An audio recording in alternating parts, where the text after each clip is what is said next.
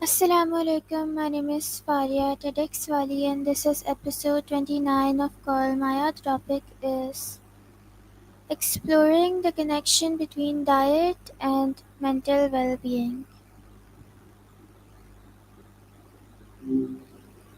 Hey Faria, what's been going on? Maya, what does mental well-being mean? Good question. It's kind of how well you handle the stuff life throws at you, Not just feeling happy, but being able to cope when things are tough, having good relationships, and generally feeling good about yourself. It's more than just avoiding sadness, it's about thriving, I guess. What made you ask? How does diet affect the brain? Okay, so apparently a lot.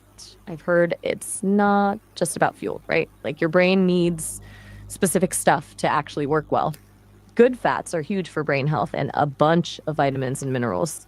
Apparently, junk food can kind of mess with your memory and mood. It's wild how connected everything is. Does that make sense?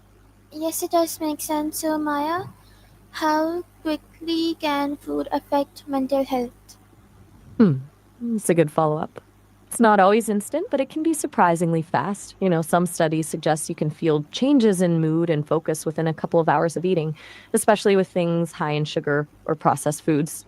But the biggest impact seems to be over weeks and months. Consistent healthy eating really builds up those benefits. People tell me it's a gradual shift, not a light switch. Why are you asking? You don't mind my asking. Are you experimenting with anything right now? No, I just had a question. Gotcha. No worries. Just curious. It's good to be mindful of that stuff, though. So, anything else on your mind? Okay, so how does regular meal timing affect mental health? Okay, so I've heard consistency is key. Your brain likes predictability, apparently. Regular meal times help keep your blood sugar stable, which avoids those energy crashes that can mess with your mood and focus. It also helps regulate your circadian rhythm, which impacts sleep. And we know sleep is huge for mental well being. It's kind of like giving your brain a reliable schedule. Does that track? Yes, it does. So, how does overeating affect mental health? Ah, that's a tricky one. It's not super straightforward. It can be a bit of a cycle, I think. Overeating can lead to feeling sluggish and guilty, which can bring you down. But it can also be a way of coping with stress or difficult emotions. So it's sometimes the symptom, not the cause. It really depends on the person, I guess. People tell me it's easy to fall into that pattern, though. Why are you asking about this specifically? How does portion control affect energy and mood? Okay, so from what I gather, portion control is all about balance. Eating the right amount of food gives you sustained energy instead of those spikes and crashes, which obviously helps your mood. Too little and you're hangry and distracted. Too much and you're sluggish and maybe guilty, like we just talked about. It's about finding that sweet spot where you feel good and can actually focus. Does that resonate with you? I mean, it seems pretty intuitive, but apparently it's a struggle for a lot of people. Okay, so can mindful eating improve mental well being? Definitely. I've heard it's a game changer, actually. It's not just what you eat, but how you eat, slowing down, paying attention to your food, savoring the flavors. It sounds kind of woo woo, but it can reduce stress and help you connect with your body. It can also help you recognize when you're actually full, which we just talked about is good for portion control and avoiding those energy crashes. It's like a double win. Have you tried it before? No, I haven't tried it before, Maya. So, how does meal planning improve mental health? All right. So planning, it's about more than just to-do lists, apparently.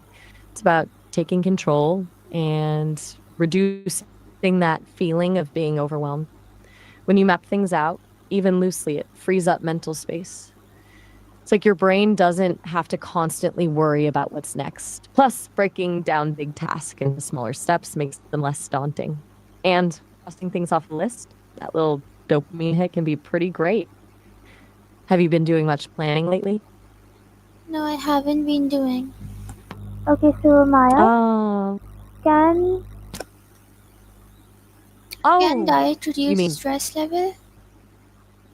okay, gotcha. Yeah, absolutely. A good diet can seriously lower stress levels. It's all connected, right? Certain foods, like those rich in antioxidants, magnesium, and omega-3 fatty acids, can help regulate cortisol, which is that stress hormone. And avoiding things like excessive caffeine and sugar can prevent those jitters and crashes that make stress worse. It's not a cure all, obviously, but it's a solid foundation. People say it's like building resilience from the inside out. What sparked your interest in this, if you don't mind me asking? Maya, how does diet affect sleep quality? Ah, this is a big one. Diet and sleep are super intertwined. Some foods promote sleep, things like with tryptophan, like turkey or magnesium rich foods. But other foods can seriously mess with your sleep, like caffeine or sugary snacks close to bedtime. And consistently poor diet can disrupt your circadian rhythm, which is your body's natural sleep wake cycle. It's kind of like if you're fueling your body with junk, it's gonna have a hard time winding down at night. Does that make sense? I hear a lot of people struggle with this one. So Maya, how does caffeine Okay, caffeine. This is a double-edged sword, honestly. It can give you a temporary boost, but it also messes with your adenosine levels. That's a chemical that makes you feel sleepy. Too much caffeine, especially later in the day, can make it hard to fall asleep and stay asleep. And it can actually increase anxiety in some people. It's all about finding the right balance and knowing your own tolerance. Plus, the crash afterward can be rough. Does that line up with what you've experienced? I don't think so. So, Maya, how does consistent healthy eating affect resilience? Okay, so resilience is kind of your ability to bounce back from tough stuff, right? And consistent healthy eating builds a foundation for that. When you're nourishing your body with good food, you're giving it the resources it needs to handle stress, fight off illness, and generally cope with life's challenges. It's like strengthening your immune system, but for your mental and emotional well being too. It's not a quick fix, but it's a long term investment in your ability to handle whatever comes your way. I heard it's about building a reserve almost. Does that make sense? Yes, it does make sense. So, Maya, how can healthy eating reduce anxiety? Okay, so this is interesting. Healthy eating can reduce anxiety in a few different ways. First, it helps stabilize your blood sugar, which can prevent those anxious jitters. Second, certain nutrients like omega-3 fatty acids and magnesium are listened to reduce anxiety symptoms. And third, a healthy gut microbiome, which is influenced by your diet, can actually impact your brain and mood.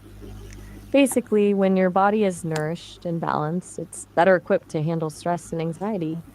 It's definitely not a replacement for therapy or medication if those are needed, but it can be a really powerful tool. What are your Okay, thoughts? so how can improving diet change overall life satisfaction? That's a really good question. I think it's about feeling good in your own skin, right? When you're eating well, you tend to have more energy, better mood, improved sleep. All of those things contribute to a greater sense of well being.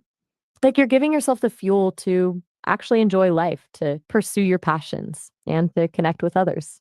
Plus, making healthy choices can give you a sense of control and accomplishment. People tell me it's not just about physical health, it's about feeling empowered and capable in all areas of your life. It's kind of holistic, I guess. Does that feel accurate to you? Can you explain it a little more? Yeah, absolutely. Okay, so imagine you're constantly running on fumes, tired, irritable, maybe even a little down. That makes it hard to appreciate the good things in life, right? Everything feels like an effort. Now imagine you're consistently fueling your body with like good stuff. You have sustained energy, you're sleeping better, your mood is more stable. Suddenly, you have the capacity to actually enjoy experiences, to engage with your hobbies, to nurture your real relationships. It's not about eliminating all fun foods, it's about finding a balance that supports your overall well being. And that feeling of being in control of your health can spill over into other areas of your life, making you feel more confident and capable in general. It's about creating a positive feedback loop. Does that help clarify things? Yes, I do understand it now. So, Maya, thank you so much. That's it for today.